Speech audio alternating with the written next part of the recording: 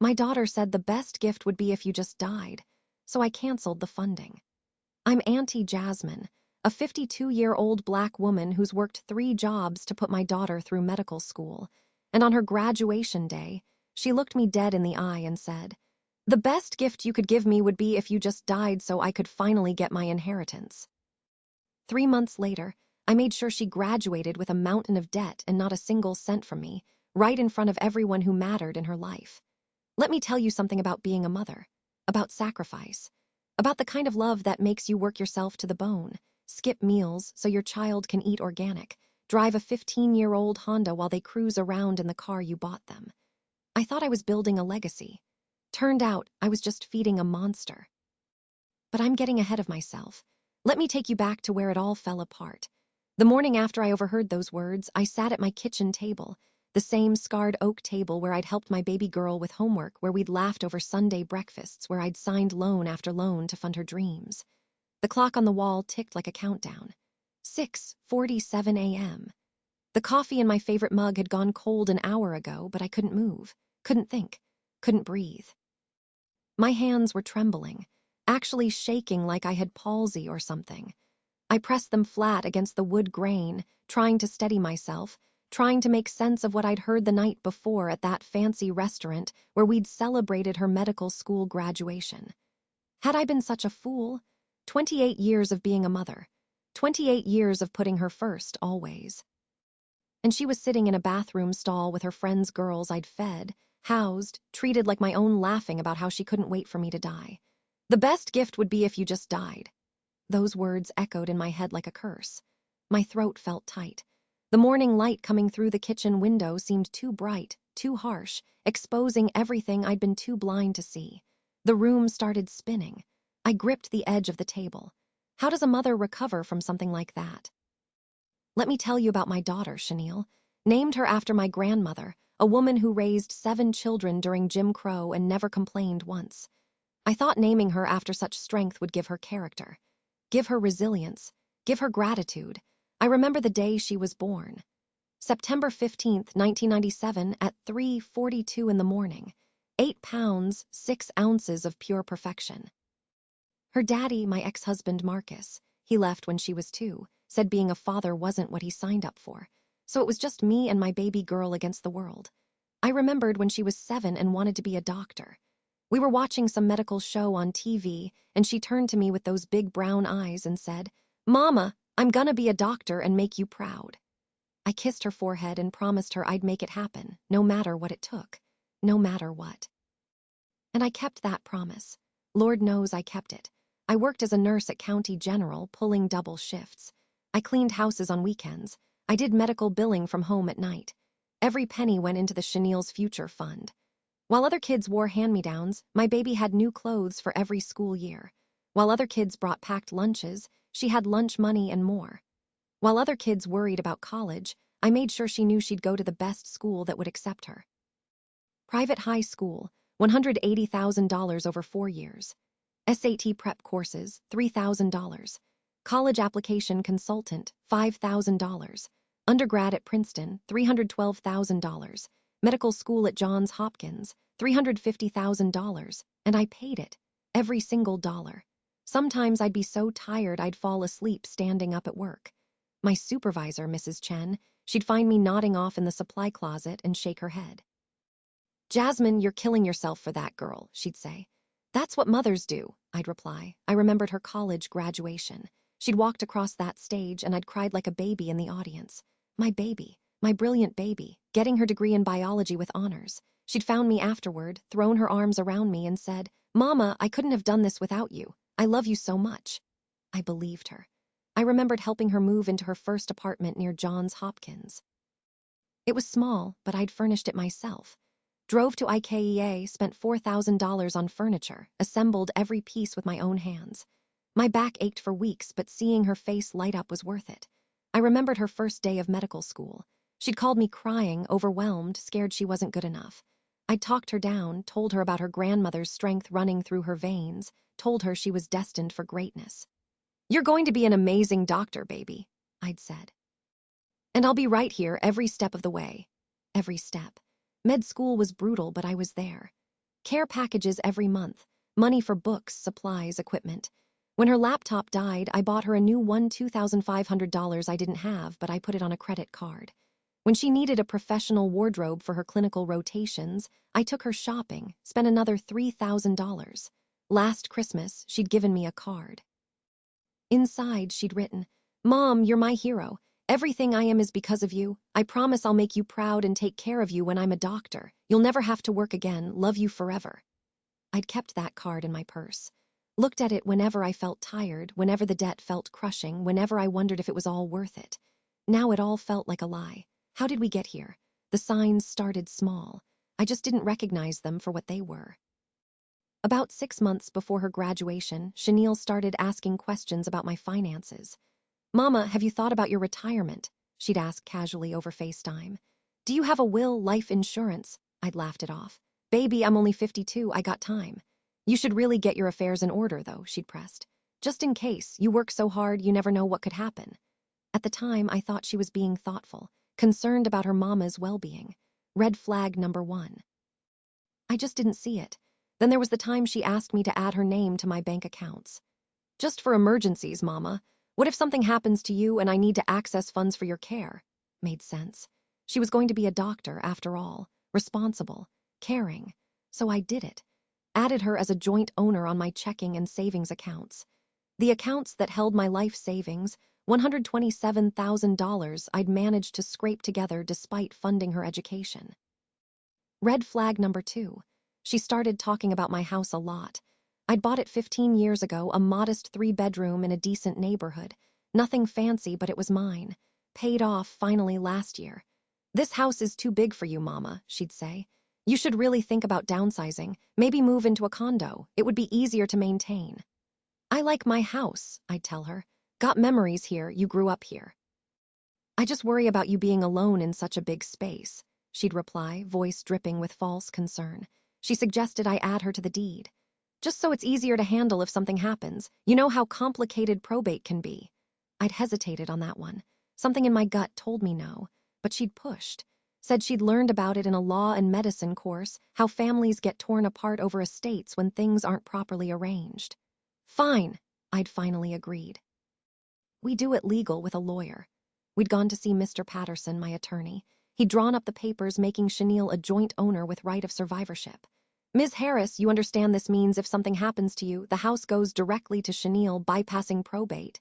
Mr. Patterson had asked. "That's what I want," I'd said, squeezing my daughter's hand. "Everything I have is for her anyway." Chanel had smiled at me, kissed my cheek. "I love you, Mama, I'm just trying to protect you." Protect me? The irony was almost funny now. The discovery, the real discovery, happened 3 weeks before her graduation. I'd driven up to Baltimore to surprise her. She'd been stressed, studying for her final exams, and I thought I'd bring her some home-cooked meals. Her favorite, my mama's smothered chicken recipe, collard greens, mac and cheese, cornbread. I had a key to her apartment. I'd helped pay for it, after all. I let myself in quietly, wanting to surprise her. The place was dim, curtains drawn. I heard voices coming from her bedroom and froze. "Just have to wait a little longer," Chanel was saying. Her voice had an edge to it I'd never heard before. Cold, calculating. "How much longer?" A male voice, unfamiliar. "We've been planning this for 2 years." "She's only 52, Chanel said. "Could be another 30 years. I can't wait that long, Damon." I stood in the hallway, rooted to the spot. My heart was pounding so hard I thought they might hear it. "So what are we going to do?" Damon asked. "We need that money now if we're going to start the practice." "I've been thinking," Chanel said slowly. "There are ways. She works herself half to death already, all that stress. High blood pressure runs in her family." The room started spinning. I grabbed the wall for support. "You're not serious," Damon said, but he didn't sound shocked, more intrigued. "I'm just saying accidents happen, especially to overworked nurses who barely sleep. A mistake with medication, a fall, a car accident when you're too tired to drive." My blood ran cold. "Chanel, don't Chanel me. We both know this is the only way. She's never going to retire. She'll work until she drops dead anyway. Why should we wait? The house alone is worth $400,000. Her life insurance is $500,000. Her savings, retirement accounts, we're talking over $1 million. You'd really do that to your own mother?" There was a pause. "Then she's served her purpose. She got me through school. Now it's time for me to build my own life, our life, the practice we've dreamed about. We can't do it without capital, and she's sitting on it. I couldn't breathe, couldn't move. This was my daughter, my baby girl, talking about murdering me like I was some obstacle to be removed. What about suspicion? Damon asked. Please, I'm about to be a doctor. I know exactly how to make things look natural. And I'm her daughter, the grieving, devoted daughter who sacrificed everything to be by her mother's bedside. No one would ever suspect. I backed away slowly, carefully. Made it to the door, to my car. Drove 3 blocks before I had to pull over because I was shaking so hard I couldn't see straight. I sat there for 20 minutes, crying, hyperventilating, trying to process what I'd just heard. My daughter was planning to kill me. There must be an explanation. Maybe I'd misheard. Maybe it was a joke some sick, twisted joke medical students made. But I knew. Deep in my soul, I knew. I drove back home to Atlanta in a daze. 8 hours on the highway, and I barely remember any of it. That night, I couldn't sleep. I kept hearing her voice. She served her purpose. The next morning, I did what I should have done years ago. I started paying attention. I logged into my bank account, the one Chanel now had access to. I'd never really monitored it that closely. I trusted her. But now, my hands froze over the keyboard. Over the past 6 months, there had been withdrawals. Small ones at first, $200 here, $500 there. Then bigger, $2,000, $5,000, $10,000. I clicked on the details. The money was being transferred to an account I didn't recognize. I called the bank. I need information about these transfers, I said, my voice shaking. The representative was sympathetic but firm. Ma'am, these were initiated by the joint account holder, Chanel Harris. They're completely legal. How much? I whispered. How much has been transferred? Let me check. $47,000 over the past 6 months. I hung up and threw up in the kitchen sink. $47,000, almost half my savings. Gone, but she didn't need the money. I'd paid for everything. Her tuition, her rent, her expenses. What was she doing with $47,000? I started digging. Called my insurance company.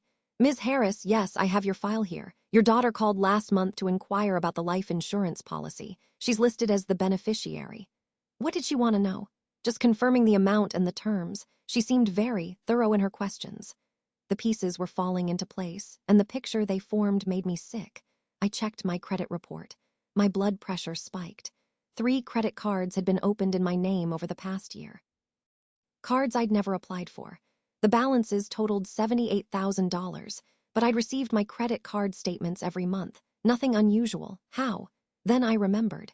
6 months ago, Chanel had convinced me to switch to paperless statements. It's better for the environment, Mama, and more secure. She'd been intercepting my statements, opening cards in my name, racking up debt. I thought about calling her, confronting her, demanding an explanation. But her words echoed in my head. I know exactly how to make things look natural.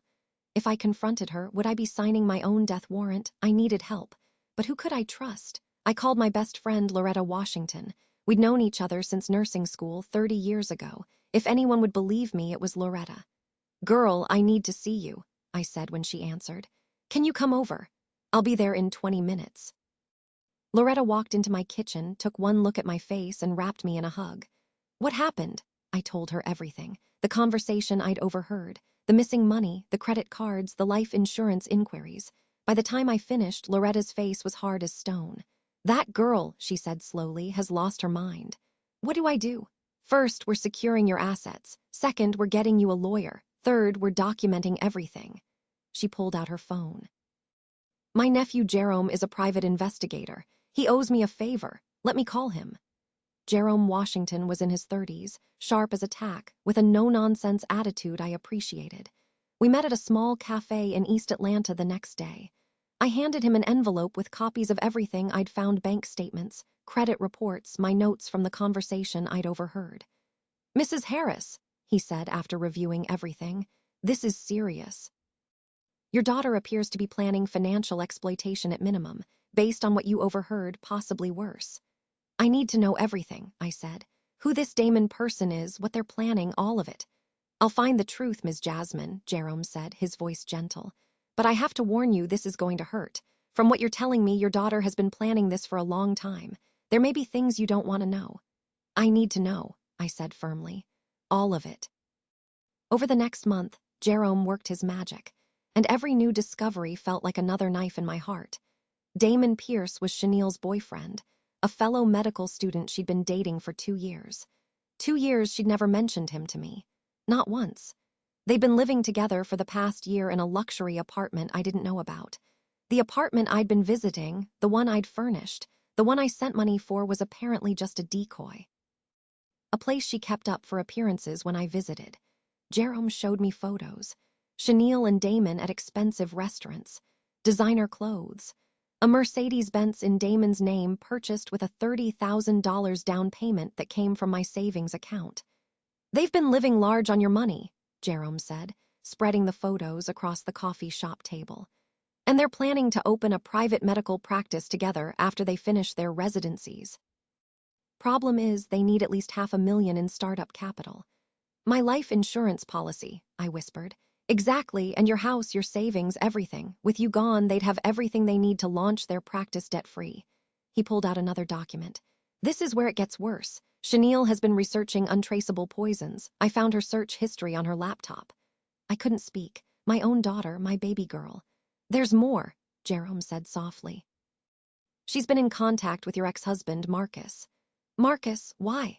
"Apparently she tracked him down a year ago. They've been in regular contact. He's been feeding her resentment, telling her you're controlling, that you use money to manipulate her, that she should take what's rightfully hers." Marcus. That deadbeat father who'd abandoned us 26 years ago. Now he was poisoning my daughter's mind. "She's told him about the plan," Jerome continued. "Not the extreme parts, but the financial stuff. He's been encouraging her, probably hoping for a piece of the pie himself." The betrayal went deeper than I'd imagined. "I also found these," Jerome said, handing me printouts. "Text messages between Chenille and 3 of her friends, the same friends who were with her at the graduation celebration." I read them, my hands shaking. Chenille. "Can't wait until the old bat croaks, then we can really celebrate." Friend 1. "Law, your mom seems sweet though, Chenille. She's a means to an end, always has been. The second I'm done with residency, I'm done with her guilt trips and her 'I sacrificed everything' speeches." Friend 2. "Harsh, but I get it. Parents can be so extra." Chenille. "Mine won't be around to be extra much longer if I have anything to say about it." Smirking face, I put the papers down. I couldn't read anymore. "There's one more thing," Jerome said hesitantly. "The graduation dinner, the one coming up. Your daughter invited you, right?" "Yes, she said she wanted to celebrate with me. Made reservations at some fancy restaurant." "It's a setup, Ms. Jasmine. I intercepted some texts. She's planning to humiliate you in front of her friends. Something about putting you in your place before she takes care of the problem permanently." The graduation dinner, 3 days away. "What are you going to do?" Loretta asked. She'd been silent through most of Jerome's presentation, but now she reached across the table and squeezed my hand. "I'm going to that dinner," I said slowly. "And I'm going to show my daughter exactly who she's been underestimating." I could have confronted Chenille privately. Could have sat her down, showed her the evidence, given her a chance to explain, to apologize, to beg for forgiveness. But she'd taken that option off the table when she started plotting my murder. They forced my hand. If she wanted war, she would have war. I spent the next 3 days planning. Not revenge, that's too simple a word. Justice. Calculated, precise, devastating justice. "First stop, my attorney, Mr. Patterson. I need to change everything," I told him. "My will, my accounts, my property, all of it."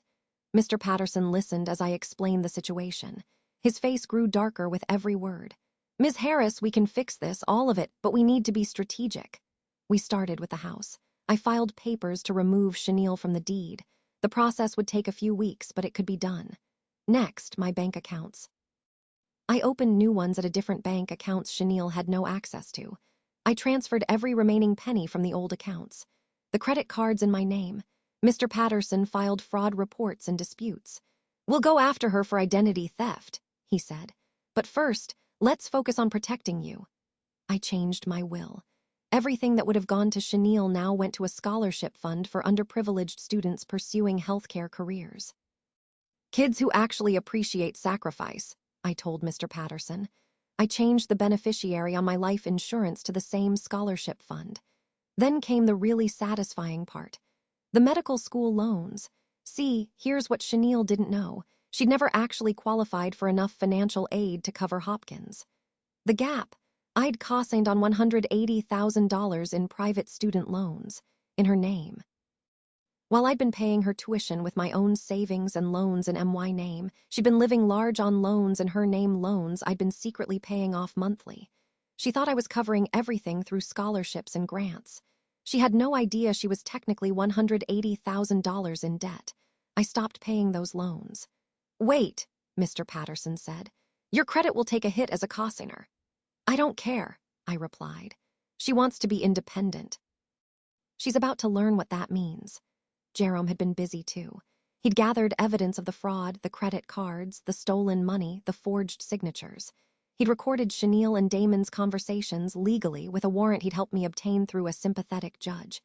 "We have enough to press criminal charges," Jerome said. "Financial exploitation of an elderly person. I'm 52, I interrupted. "In Georgia, anyone over 50 qualifies. It's a felony." I smiled for the first time in weeks. Perfect. The next step was the hardest, maintaining the facade. Chenille called me the day before the graduation dinner. "Mama, I'm so excited for tomorrow. I can't wait to celebrate with you." "Me too, baby," I said, forcing warmth into my voice. "I'm so proud of you." Every word tasted like poison. That night, I couldn't sleep. I lay in bed, staring at the ceiling, thinking about everything we'd lost, the relationship we'd never get back. The daughter who died the moment she decided I was worth more dead than alive. I cried. Let myself grieve the fantasy I'd been living in. The fantasy of a loving daughter who appreciated her mother's sacrifice. The next morning, I got up, showered, and put on my best dress, a royal blue number I'd been saving for a special occasion. I did my makeup carefully, styled my hair. I looked in the mirror. A strong black woman in her 50s looked back at me. A woman who'd survived poverty, single motherhood, racism, exhaustion. A woman who'd built something from nothing. A woman who wasn't about to let anyone, not even her own daughter, take her down. I smiled at my reflection. "Let's do this, Auntie Jasmine." The restaurant was upscale, one of those places with white tablecloths and water served in wine glasses. Chenille had chosen well. Public enough for her humiliation plan, fancy enough to make an impression. She was already there when I arrived, sitting at a large round table with Damon. I recognized him from Jerome's photos. 3 of her friends and 2 empty chairs, one for me and one for a surprise guest she didn't know about yet. "Mama!" Chenille stood up, all smiles, and hugged me. "You made it." "Wouldn't miss it for the world, baby," I said, hugging her back. Inside, I felt nothing.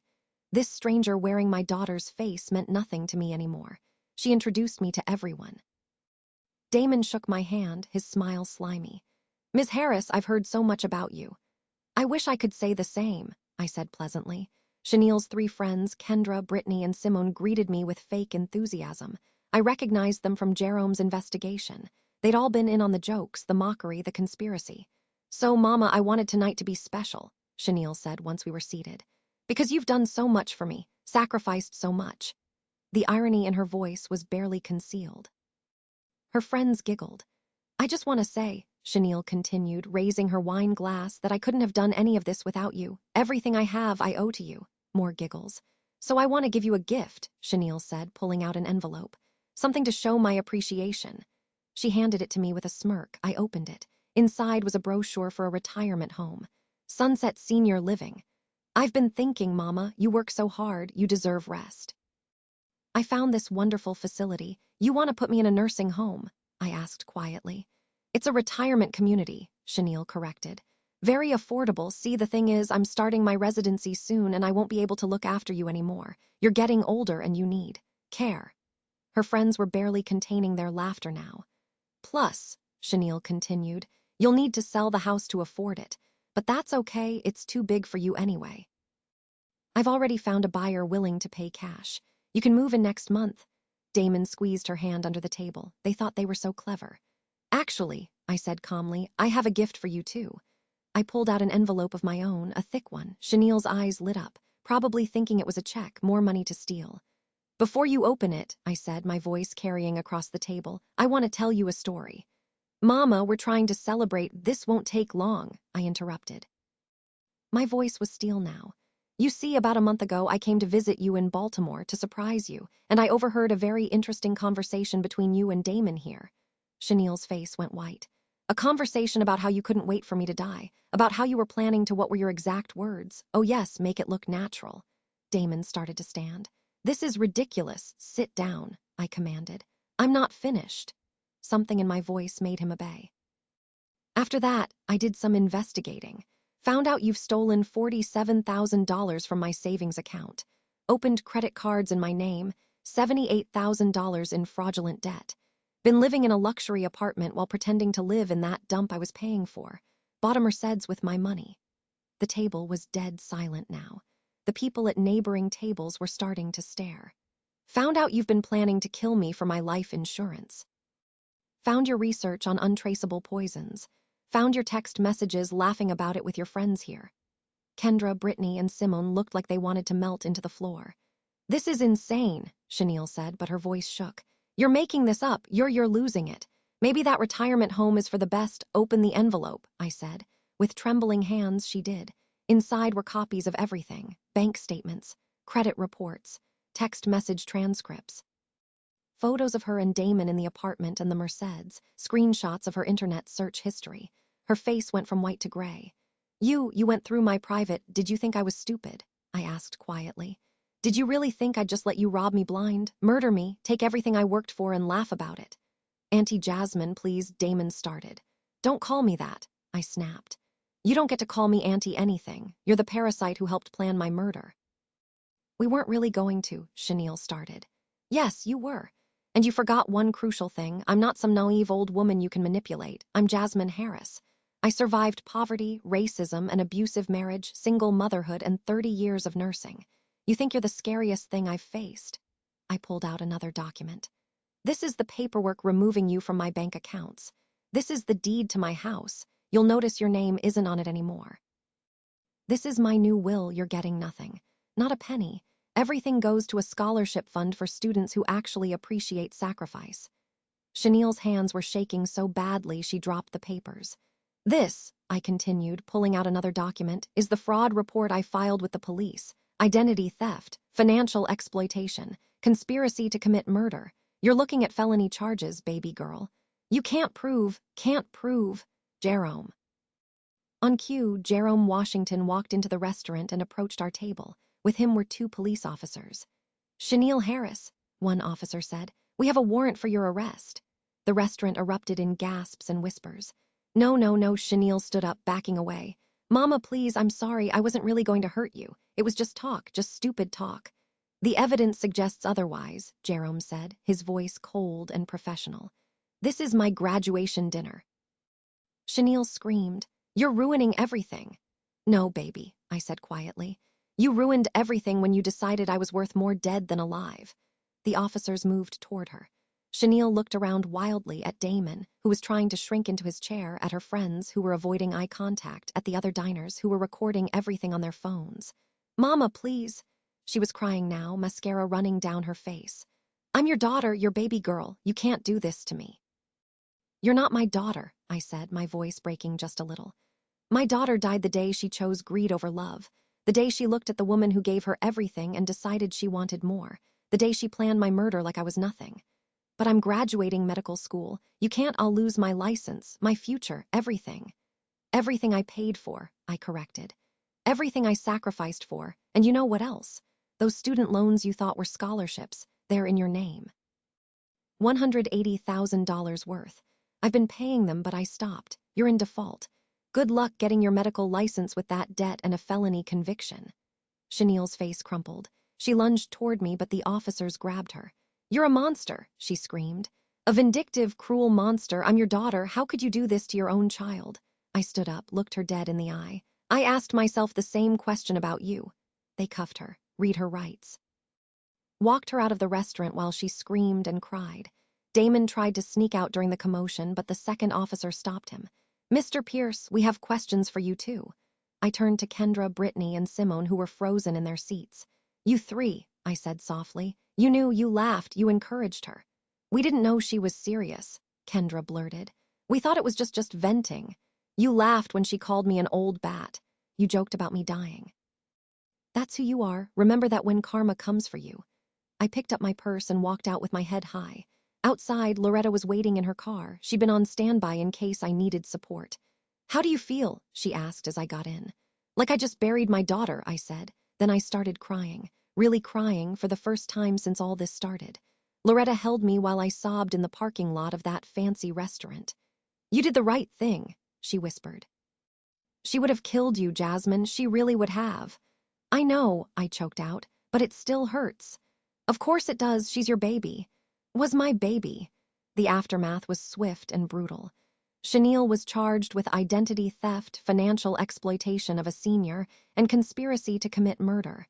The evidence was overwhelming. She tried to plead not guilty, but once the prosecutors played the recordings of her and Damon discussing how to make it look natural, her lawyer advised her to take a plea deal. She got 5 years in prison, eligible for parole in 3. Damon got 3 years as an accomplice. Both lost their medical licenses before they even got them. Hopkins revoked Chenille's degree when the criminal charges came to light. All that work, all that money, all those years gone. The $180,000 in student loans came due immediately. With no degree, no job prospects, and a felony conviction, Chenille had no way to pay them. Her credit was destroyed. Her future, the one I'd worked so hard to build for her, demolished. Marcus tried to swoop in, claiming he deserved something since he was her father. Mr. Patterson sent him a cease and desist letter so strongly worded that we never heard from him again. Chenille's friends scattered. Kendra, Brittany, and Simone's involvement became public when the case went to trial. While they weren't charged criminally, they hadn't actively participated in the fraud or conspiracy. The social media fallout was severe. Videos from the restaurant confrontation went viral. They were forever tagged as the friends who helped plan a mother's murder. The court ordered Chenille to pay restitution for the stolen money and fraudulent debt. $125,000. With interest, it would take her decades to pay it back if she ever could. My credit eventually recovered. The fraudulent accounts were removed from my report. The legitimate debt from funding her education, I'd paid most of it off already. What remained, I handled through a debt consolidation plan. The house stayed mine. My savings, what was left, stayed mine. My life insurance beneficiary remained the scholarship fund I'd created. The Chenille Harris Memorial Scholarship. I named it that deliberately. Because the girl I'd loved was dead, this fund was her memorial. In the year after her conviction, I tried to visit her in prison once, just once. She refused to see me.